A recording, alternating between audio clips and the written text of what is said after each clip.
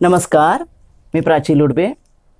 बृहन्मुंबई महानगरपालिका शिक्षण विभाग अंतर्गत व्हर्च्युअल ट्रेनिंग सेंटरमध्ये तुम्हा विद्यार्थ्यांचे हार्दिक स्वागत.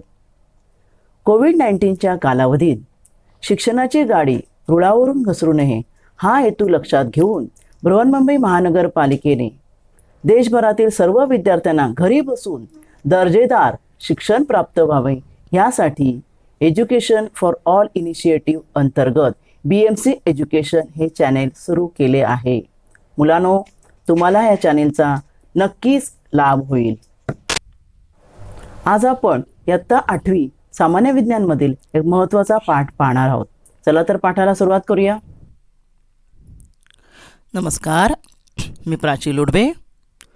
आज आपण इयत्ता 8वी सामान्य विज्ञानमधील एक महत्त्वाचा पाठ, तो म्हणजे पेशी व पेशी अंगके, सेल अँड सेल ऑर्गॅनिलीज याची माहिती घेणार आहोत. बाळांनो, तुम्ही मागील इयत्तामध्ये पेशीची माहिती घेतलेली आहे. पेशी म्हणजे काय तुम्हाला माहीत आहे. 6वीला 7वीला पेशी हा आपल्या सजीवांचा एक रचनात्मक आणि कार्यात्मक घटक आहे. तर पाहूया, थोडीशी आपण उजळणी करूया. उजळणी आपण आपल्या घरापासून करूया. घर कसं बांधलं जातं तुम्हाला माहिती आहे. घर बांधण्यासाठी विटा, सिमेंट, रेती वगैरे हे सामान लागतं, नाही का. तर पहिली असते एक वीट. ही एक वीट जी आहे तिने एका विटेने पूर्ण घर होत नाही.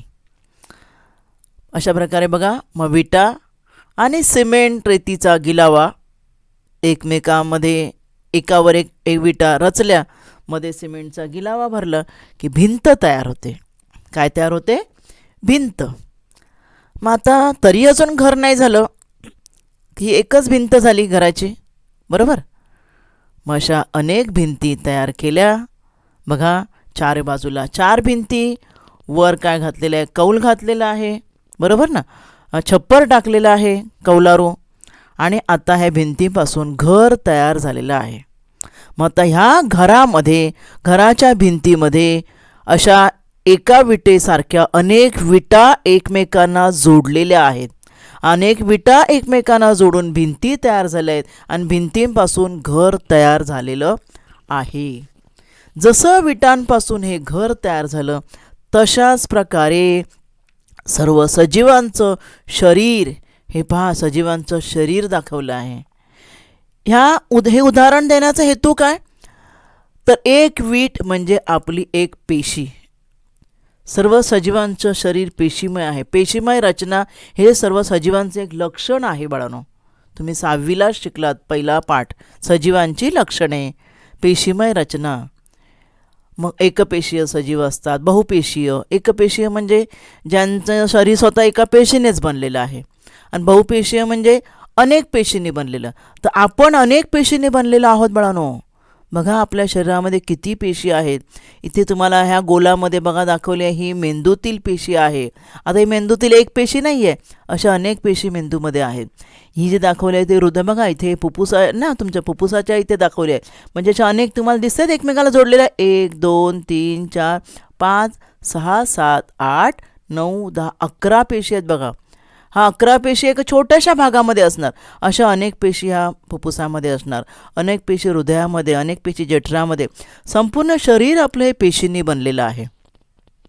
कळलं की नाही? म्हणजे जसं घर बांधण्यासाठी विटा आवश्यक आहेत, तसं मानवी शरीर तयार, मानवी कशाला, सर्व सजीवांचं शरीर तयार व्हायला पेशी आवश्यक आहेत. पेशी म्हणजे सेल काय आहे? हे बघा, ही आहे एक पेशी. हे एका पेशीचं चित्र दाखवलं आहे तुम्हाला. सर्व सजीव पेशीने बनलेले असतात. पेशी हा सर्व सजीवांच्या रचनात्मक व कार्यात्मक घटक आहे. कार्यात्मक असं का म्हटलं आहे? कारण आपल्या शरीरामध्ये जे विविध कार्य, आताच तुम्हाला दाखवलं होतं मी, जठर वगैरे दाखवलं, फुफ्फुस दाखवलं होतं. प्रत्येकाची वेगवेगळी कार्य आहेत, हेही तुम्हाला माहीत आहे. फुफ्फुस आणि हृदयाचं कार्य रक्ताभिसरणाचं आहे.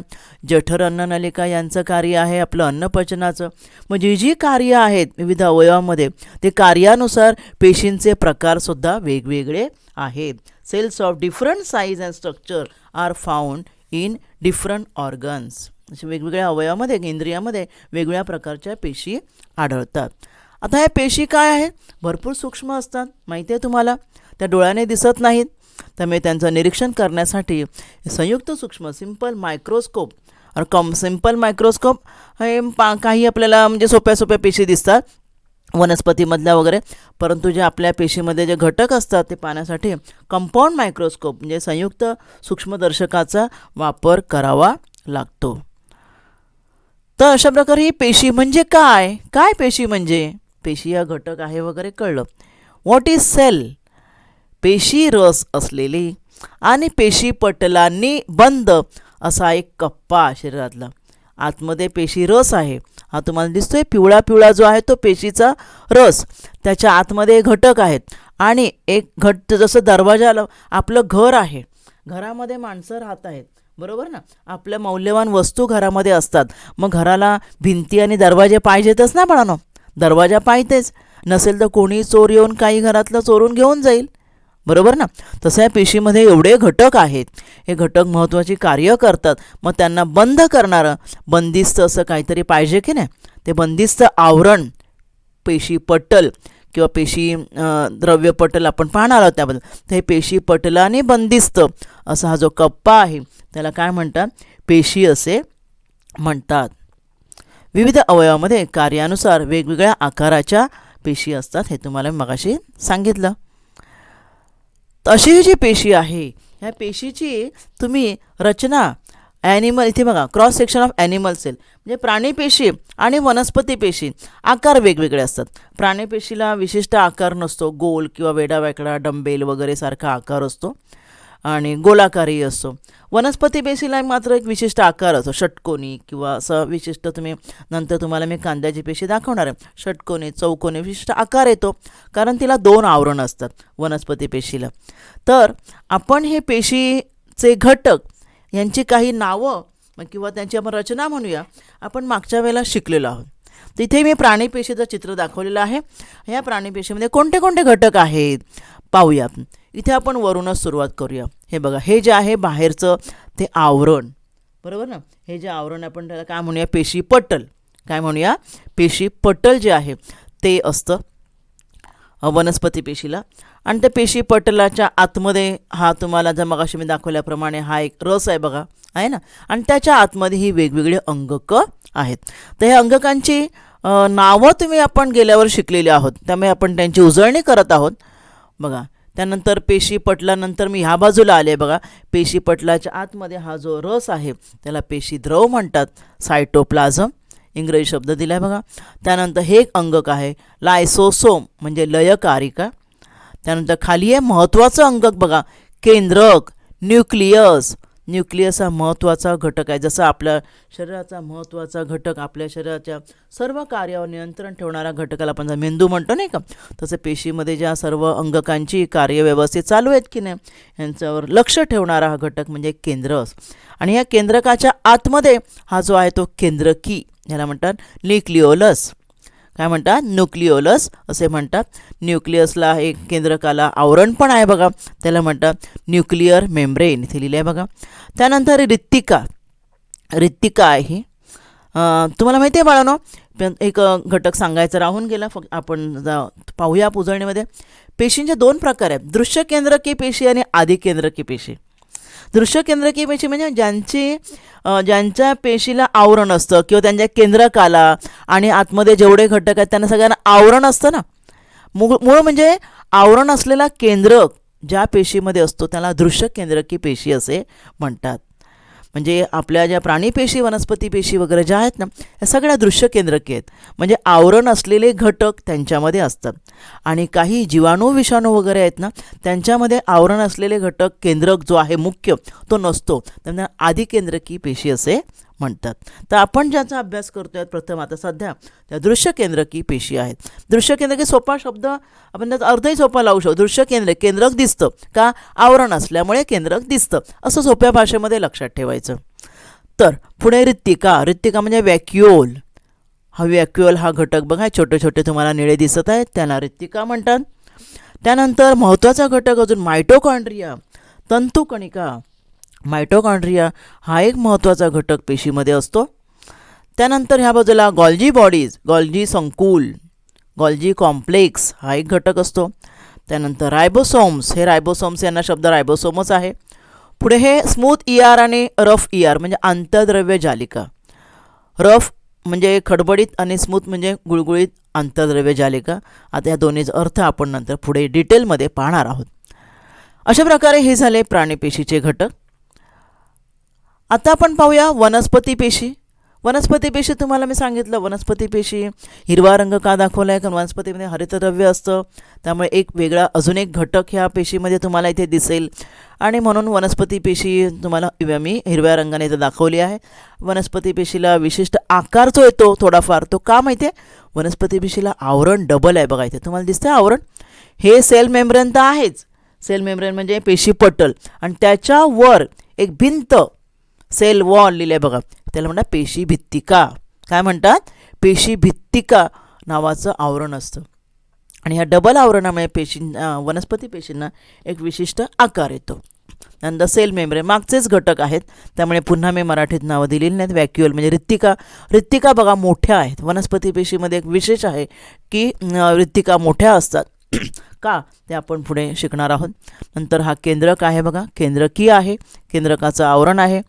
आणि हा महत्त्वाचा घटक इथे पहा, जो मगाशी प्राणीपेशीत नव्हतं, हरित लवके. मला तुम्हाला माहीत आहे हरित लवकाचं कार्य काय ते माहिती आहे ना, वनस्पतींचं अन्न तयार करणे, हे जे काम वनस्पती करतात ते ह्या हरित लवकांमुळे करतात. आणि हा घटक प्राणीपेशीमध्ये नव्हता. लक्षात ठेवा, आपण नंतर फरक पाहणार आहोत. त्यामध्ये इथे काय आहे की जे मगाशी नव्हतं हे तुम्ही आठवायचं आहे. आणि मग मायटोकॉन्ड्रिया म्हणजे तंतुकणिका, Golgi bodies, ribosomes, smooth ER and rough ER, these components are same as in animal cell. Centrosome एक जो आहे, त्यानंतर मायलोप्लास्ट, सेंट्रोसोम हा सुद्धा प्राणीपेशीमध्ये नव्हता. नंतर मग सायटोप्लाझम म्हणजे पेशीद्रव. हे असे बहुतेक घटक जे आहेत ते दोघांमध्ये सेम आहेत. फक्त जी पेशीभित्तिका जी आहे आणि हरित लवक जे आहे ते प्राणीपेशीमध्ये नव्हतं. आता तुम्हाला मी एक चार्ट दिला आहे बघा. हा जो चार्ट आहे त्यामध्ये आपण पाहायचं आहे कोणामध्ये काय आहे आणि काय नाही. आता पहिलं पेशी पटल जे होतं ते आतलं जे आवरण, पातळ आवरण, ते दोघांमध्ये होतं, बरोबर ना. इथे आहे शब्द आहे. आता पेशी भित्तिका, सेल वॉल, हे कोणामध्ये होती आणि कोणामध्ये नव्हती. सेल वॉल प्राणीपेशीमध्ये नव्हती, बरोबर ना, आणि वनस्पती पेशीमध्ये होती. त्यानंतर एक घटक आहे तो प्राणीपेशीमध्ये होता, वनस्पती पेशीमध्ये नाही, लयकारिका, लायसोसोम्स म्हणून होतं बघा, लायसोसोम्स, लयकारिका, हे प्राणीपेशीमध्ये दिसला तुम्हाला आणि वनस्पती पेशीमध्ये तो नव्हता.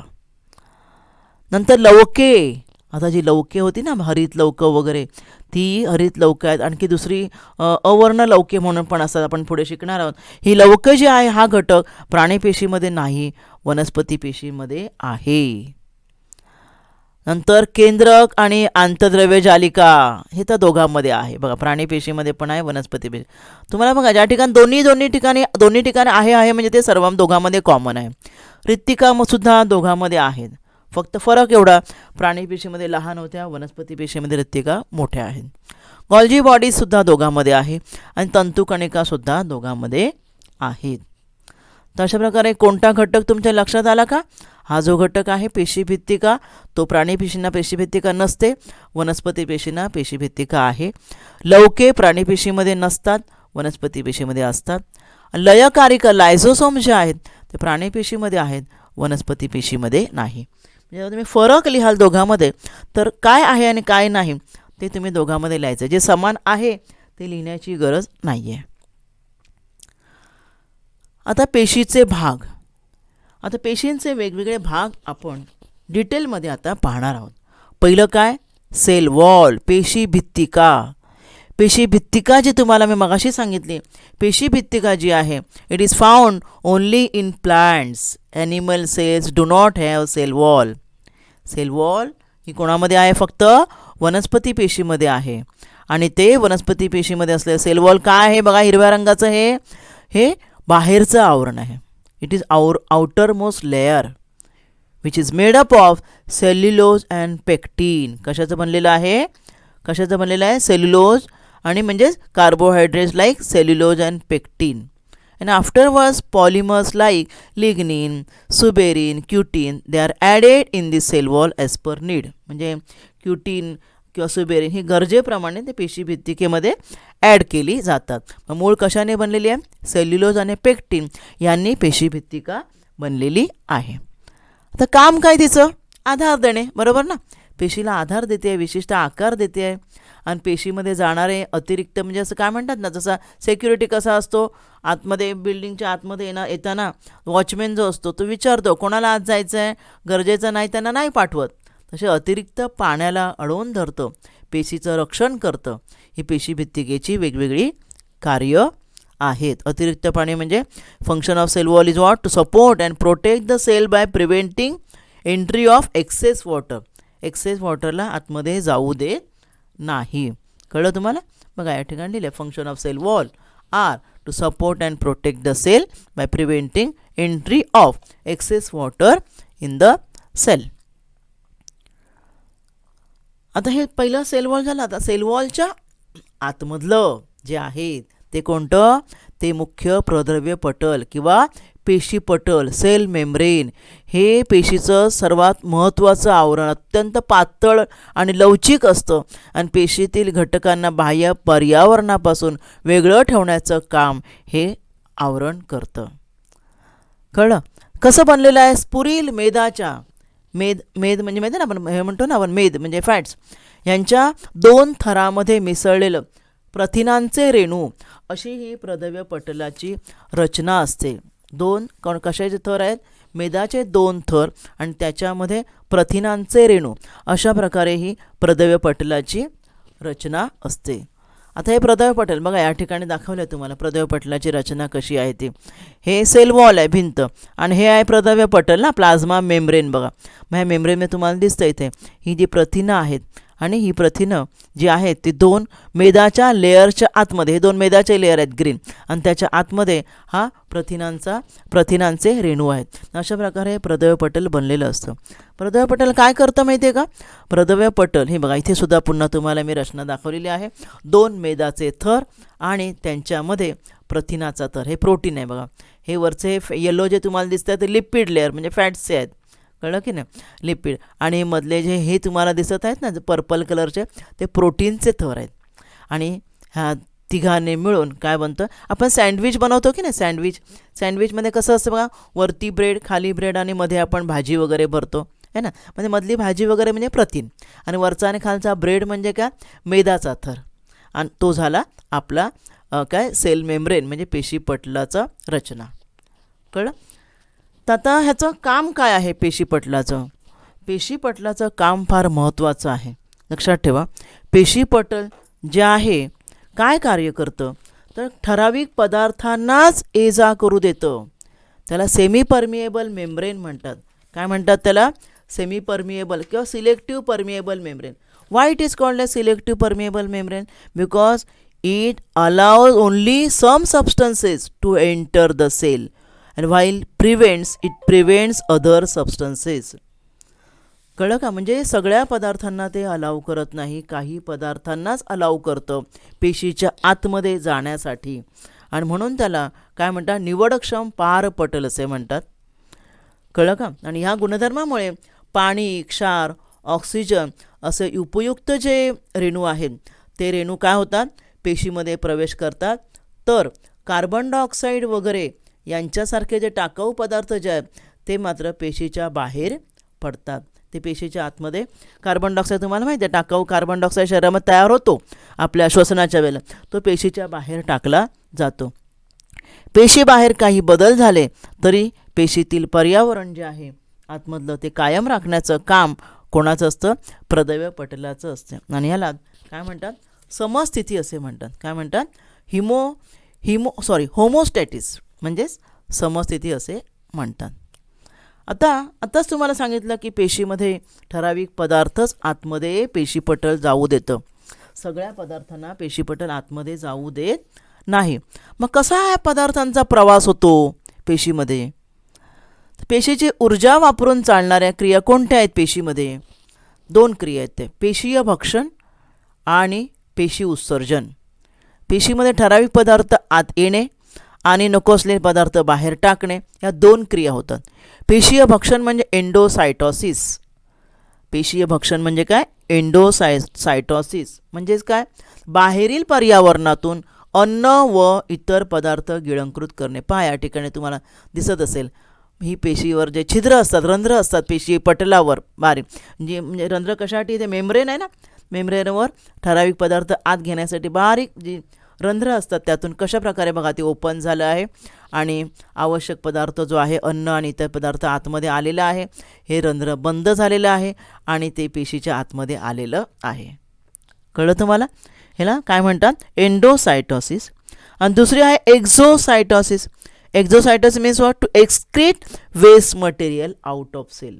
वेस्ट मटेरियल म्हणजे टाकाऊ पदार्थ एक्सक्रीट बाहेर टाकायचं आहे. एक्झोसायटोसिस पेशी उत्सर्जन. मग ते कसं झालं आहे बघा. समजा यामध्ये हा कार्बन डायऑक्साईड आहे, माझ्या शरीराला नको आहे, तो पेशीच्या पटलाजवळ आला आहे बघा. पेशी पटल आहे ना, त्या जवळ आलेलं आहे. पेशी पटलाचं वरील रंध्र ओपन झालं आहे आणि पेशी पटलातून हा कार्बन डायऑक्साईड बाहेर पडलेला आहे. म्हणजे पेशीची ऊर्जा जी आहे ती वापरून होणाऱ्या ह्या 2 महत्त्वाच्या क्रिया आहेत, एंडोसायटोसिस आणि एक्झोसायटोसिस. कळलं? आणि पेशीची ऊर्जा न वापरता सुद्धा काही क्रिया होतात. आता पेशीची ऊर्जा न वापरता कोणत्या क्रिया होतात? त्या 2 महत्त्वाच्या क्रिया आहेत, त्या म्हणजे विसरण आणि परासरण. विसरण म्हणजे डिफ्युजन. या ठिकाणी पेशीची ऊर्जा वापरली जात नाही. डिफ्युजन म्हणजे बघा आपण बघा स्प्रे केला, आपण सेंट आपण स्प्रे केलं, त्याचे जे बारीक कण आहेत ते हवेमध्ये काय होतात? मिक्स होतात, बरोबर ना. आणि ते हवेच्या कणांमध्ये मिक्स होतात आणि आपल्या नाकापर्यंत येऊन आपल्याला वास येतो, बरोबर ना. किंवा चहा आपण टीच्या बॅग असतात बघा डीपवाल्या, त्या आपण बुडवल्या की काय होतं? चहा कसा तयार होतो?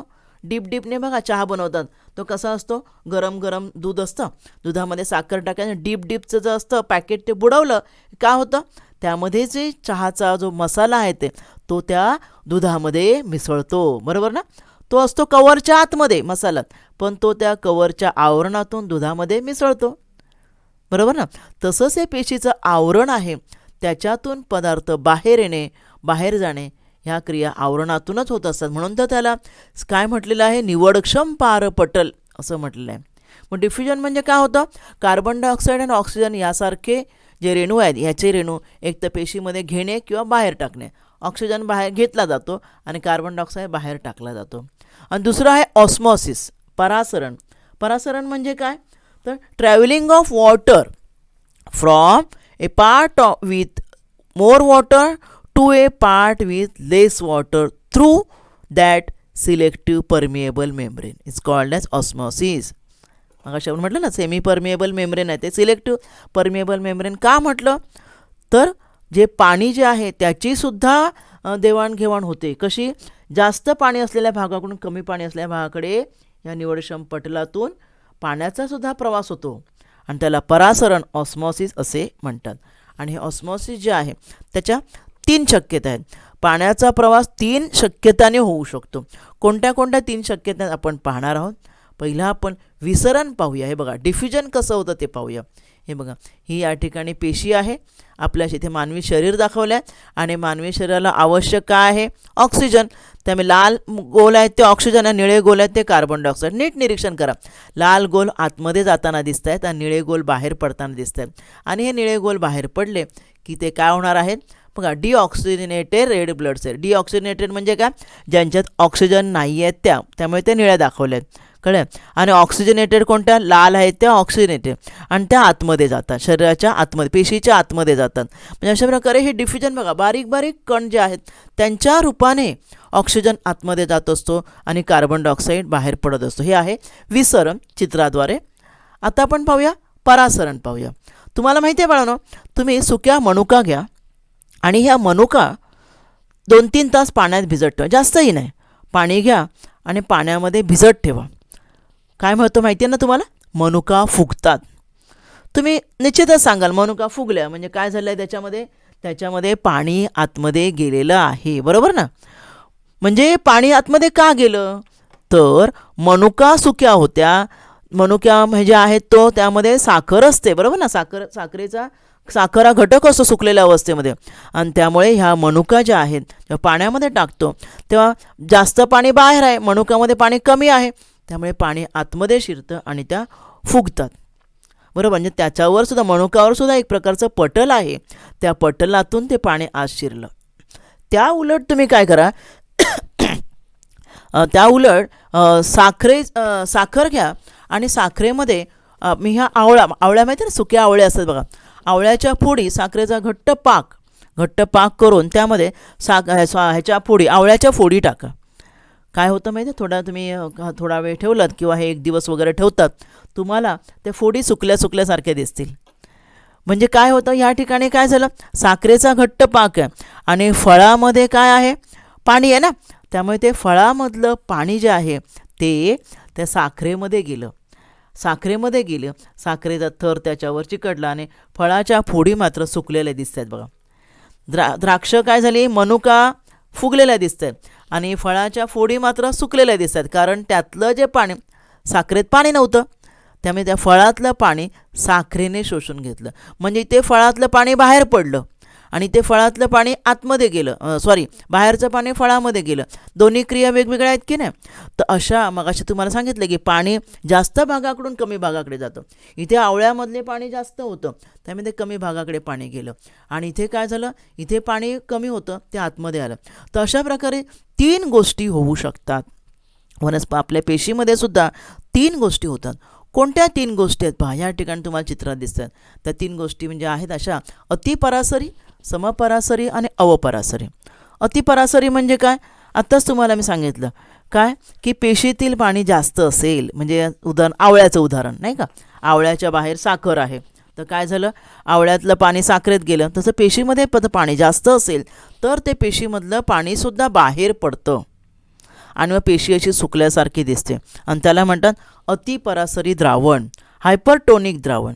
पेशीतील पाण्याचे प्रमाण जास्त आणि पेशी भोवताली पाण्याचे प्रमाण कमी, त्या पेशीतून पाणी बाहेर पडते, आणि अशा पेशी तुम्हाला त्यामुळे काय होतं, पेशीतलं म्हणजे पेशीच्या आतमध्ये द्रव्य जे आहे ना, पेशी द्रव्य असतं पेशीच्या आतमध्ये ना, मगाशी आपण सांगितलं, त्या पेशी द्रव्यातलं पाणी बाहेर पडतं, नाही पेशी द्रव्य आकसते. या क्रियेला रससंकोच, प्लाझ्मोलिसिस असं सुद्धा म्हणतात. दुसरी क्रिया काय माहिती आहे का, समपरासरी म्हणजे काय, दोन्हीकडे पाणी सारखं, पेशीच्या आत आणि पेशीच्या बाहेर दोन्ही ठिकाणी पाणी समान. अशा वेळेला काय, पाणी आतही येत नाही किंवा बाहेरही जात नाही. आणि तिसरं महत्त्वाचं आहे अवपरासरी, हायपोटोनिक सोल्युशन. हायपोटोनिक म्हणजे काय, तर पेशीतील पाण्याचं प्रमाण कमी असेल, the cell has less water than outside, then water enters in the cell, this is called as endosmosis. मगाशी आपण काय म्हटलं, मगाशी क्रिया काय म्हणली, प्लाझ्मोलिसिस म्हटलं ना आपण, तर ही काय आहे, एंडोमॉसिस. इफ रेझिनसारखे, रेझिन्स म्हणजे मनुका आपण ठेवल्या तर काय होतात, मनुकामध्ये पाणी घुसतं की नाही, त्याला काय म्हणतात, हायपोटोनिक म्हणजे अवपरासरी की पेशीतील पाणी जेव्हा, पेशी बाहेरील पाणी जेव्हा जास्त असते, म्हणजे परासरण जे पेशीमध्ये होतं हे 3 पैकी कोणत्याही एका क्रियेने होऊ शकतं. हे बघा, ह्या चित्रामध्येही दाखवलं तुम्हाला मी की अतिपरासरी, पेशीमध्ये दाखवल्या, पेशीचं चित्र दाखवलं. पेशीमध्ये पाणी जास्त असलं की पेशी द्रव्य जे आहे ना, ते पेशी द्रव्यातून पाणी बाहेर पडतं आणि मग पेशी आकसते. आयसोटोनिक म्हणजे दोन्ही समान, आणि हायपोटोनिक म्हणजे बाहेर पाणी कमी आहे, जास्त आहे, आणि आतमध्ये कमी असेल तर पेशीच्या आतमध्ये पाणी शिरतं. तर आज आपण या भागात इथेच थांबणार आहोत. धन्यवाद. आज आपण या भागात इथेच थांबले. माझा व्हिडिओ आवडला असेल तर लाईक करा, शेअर करा, आणि असे अनेक एज्युकेशनल व्हिडिओ पाहण्यासाठी MCGM व्हर्च्युअलच्या चॅनेलला सबस्क्राईब करा. धन्यवाद. बेल आयकॉन क्लिक करा, ज्यामुळे तुम्हाला नवीन व्हिडिओचे नोटिफिकेशन्स मिळतील.